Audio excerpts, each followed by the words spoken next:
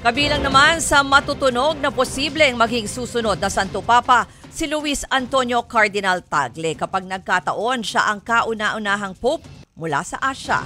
Narito ang report ni Marian Enriquez. Kabilang sa matunog na papabile o posibleng maging susunod na Santo Papa ang kababayan nating si Luis Antonio Cardinal Tagle. Si Cardinal Tagle ang kasalukuyang prefect of the Congregation of the Evangelization of Peoples. Ang kanyang mahalagang ambag sa missionary work at pagpapalaganap ng ebanghelyo sa Asia ang nagluklok sa kanyang mataas na posisyon sa Vatican.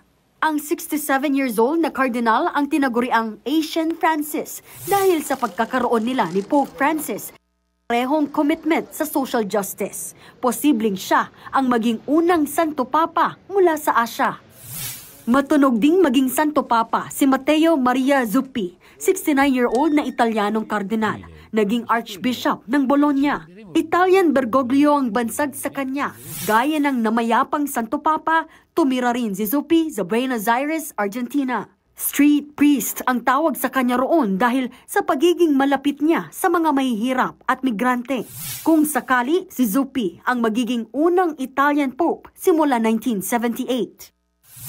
Frontrunner din si Cardinal Peter Turkson, 76 years old mula sa Ghana.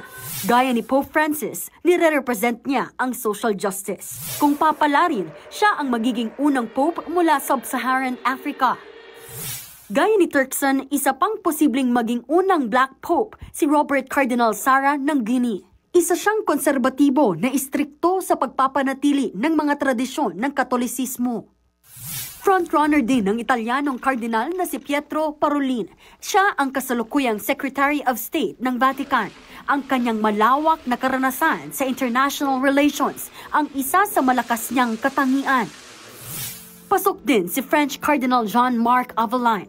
Kilala siya ng malalapit sa kanya bilang John the 24th. May dating pahayag noon si Pope Francis na posibleng gamiting pangalan ng susunod sa kanya, ang John the 24th. Posibleng sa loob ng 2 linggo gagawin ang conclave o botohan sa susunod na Santo Papa. Ang College of Cardinals, ang tanging grupo na mamimili pero mga cardinal lang na below 80 years old ang pwedeng bumoto. Sa 252 na kardinal sa iba't ibang bansa, 135 lang ang pwedeng bumoto.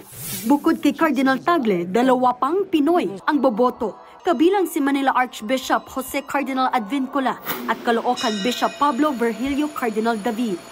2/3 ang kailangan para makapaghalal ng bagong Santo Papa. Nagbabalita mula sa Frontline, Marian Enriquez, News 5.